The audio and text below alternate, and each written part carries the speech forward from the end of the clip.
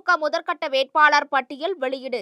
எடப்பாடியில் போட்டியிடுகிறார் பழனிசாமி. தமிழக சட்டப்பேரவை தேர்தலுக்கான வேட்புமனு தாக்கல் வரும் 30ஆம் தேதி தொடங்க உள்ள நிலையில் அதிமுக முதற்கட்ட வேட்பாளர் பட்டியலை வெளியிட்டுள்ளது.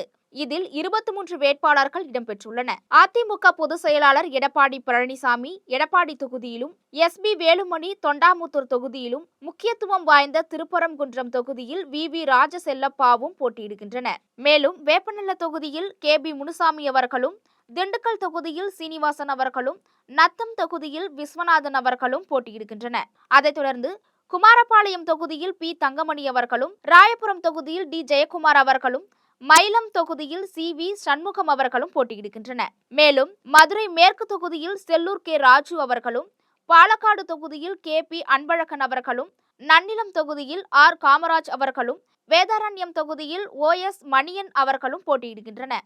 அதைத் தொடர்ந்து விராலிமலை தொகுதியில் சி. விஜயபாஸ்கர் அவர்களும், கோவில்பட்டி தொகுதியில் கடம்பூர் சி. ராஜு அவர்களும், திருமங்கலம் தொகுதியில் ஆர். பி. உதயகுமார் அவர்களும் போட்டியிடுகின்றனர்.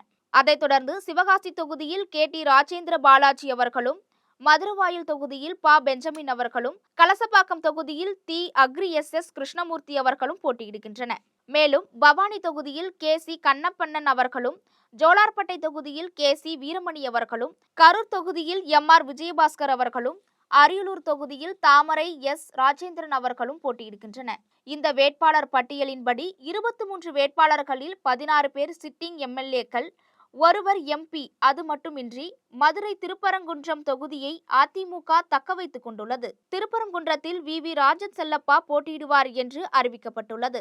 இந்த தொகுதியை எப்படியாவது பெற்றுவிட வேண்டும் என்று பாஜக முனைப்பு காட்டிய நிலையில் அதிமுக இந்த தொகுதியை தக்க வைத்துக் கொண்டுள்ளது குறிப்பிடத்தக்கது. அதேபோல் மதுரை மேற்கு தொகுதியில் செல்லூர் ராஜுக்கு வழங்கப்பட்டுள்ளது. ராயபுரம் தொகுதியில் மீண்டும் 8வது முறையாக டி. ஜெயக்குமார் போட்டியிடுகிறார். சிலிண்டர் வழங்குவது மாநில அரசின் கையிலா உள்ளது? மத்திய அரசுக்கு மு.க. ஸ்டாலின் கேள்வி.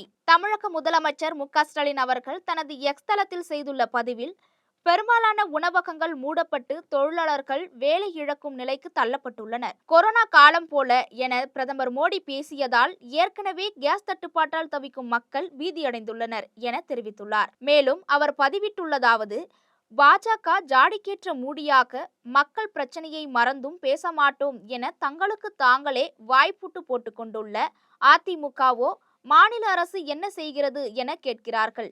சிலிண்டர் வழங்குவதும் வெளியுறவு கொள்கையும் மாநில அரசின் கையிலா இருக்கிறது என கேள்வி எழுப்பிய முதல்வர் அவர்கள், மாநில அரசு தன்னால் இயன்ற அத்தனை நடவடிக்கைகளையும் மேற்கொண்டுள்ளது. இத்தனைக்கும் பொறுப்பான ஒன்றிய பாஜக அரசு என்ன செய்கிறது என்பதே மக்கள் முன்வைக்கும் கேள்வி என தெரிவித்துள்ளார்.